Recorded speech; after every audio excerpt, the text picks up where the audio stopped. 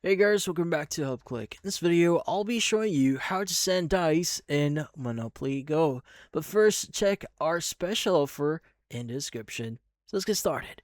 So if you want to send dices to your friends here inside Monopoly Go, well, there are a few things that we need to understand. Now, sending dices here or dice in Monopoly Go is quite limited. So typically, you can send dices here to Monopoly Go is if you're inviting someone new to the platform.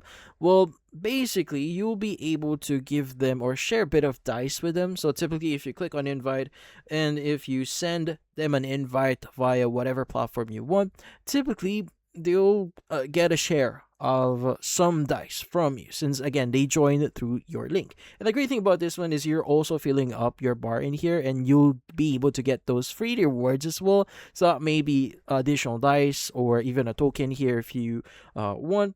But yeah, so that's the first method here. Now the second method of giving out dice here is by participating in what we call community chest.